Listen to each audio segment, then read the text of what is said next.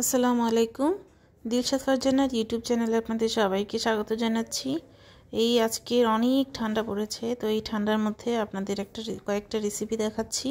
তো এখানে সবজি করার জন্য প্রথমে সবজি সবগুলোকে সেদ্ধ করে নিয়েছি লবণ, হলুদ, মরিচ এবং আদা রসুন বাটা দিয়ে।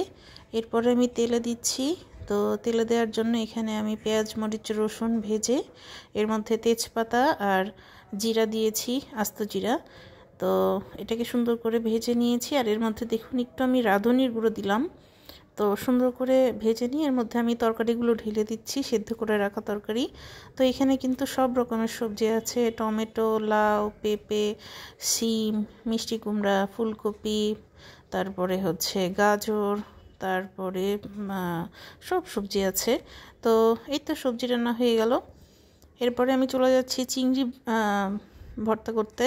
তো চিংড়ি ভর্তা করার জন্য আমি প্রথমে পেঁয়াজ, মরিচ এবং রসুনকে ভেজে নিয়েছি। এরপরে আমি এর মধ্যে দিচ্ছি একদম ছোট ছোট চিংড়িগুলো, যেগুলো আসলে রান্না করে খেতেও ভালো লাগে না বা কোনো কিছুতেও দেওয়া যায় না। তো এই চিংড়িগুলোকে আমি দেখুন কড়াইয়ে দিয়ে দিচ্ছি। এরপর এর মধ্যে আমি কিছুটা লবণ এবং হলুদ দিয়ে সুন্দর করে ভেজে নিব।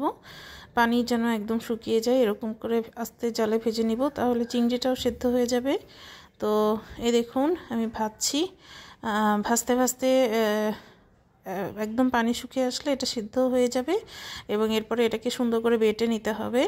তো এই দেখুন এই রান্নাটাও এখন হয়ে গেল। গরম ভাতে কিন্তু এই চিংড়ি বাটা অসাধারণ লাগে খেতে। তো এরপরে আমি যাচ্ছি মুরগি রান্নায়। তো মুরগি রান্না করার জন্য আমি প্রথমে তেজপাতা তেলে দিয়ে নিয়েছি। এরপরে আমি পেঁয়াজ আর মরিচ দিয়েছি। এরপরে পেঁয়াজ মরিচটাকে সুন্দর করে কষে নিচ্ছি। আজকের রান্নাটা একটু অন্যরকম করব, মানে টমেটোটা দিয়ে তারপর টমেটো দিয়ে রান্না করব মুরগি। তো এই দেখুন আমি টমেটো কেটে নিয়েছি। টমেটো দিয়ে এবার এই মশলাটাকে কষিয়ে নিব। তো টমেটো দিয়ে মশলা কষানোর পরে তারপরে আমি মুরগি দিব।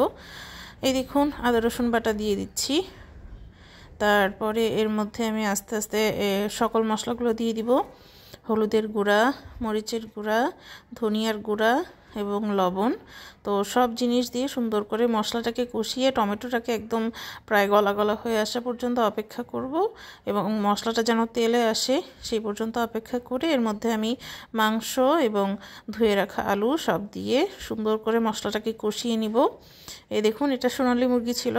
তো টমেটো দেওয়ার কারণে হবে কি একটু টেস্টটা অল্প একটু অন্যরকম হবে, মানে টকও হবে না কিন্তু টেস্ট একটু সুন্দর হবে আর কি, সুন্দর হয় আমার কাছে মনে হয়। তো এরপর আমি মাংসটাকে ঢেকে দিচ্ছি।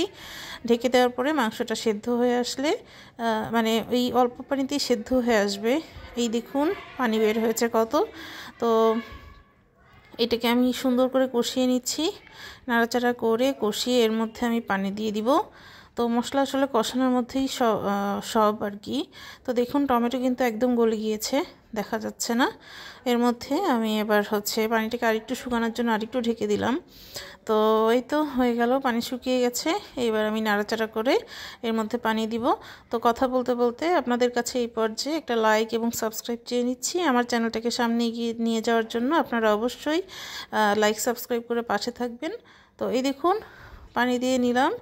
তো মশলা কষানো শেষ, মানে মুরগিটা কষানো শেষ পানি দিয়ে।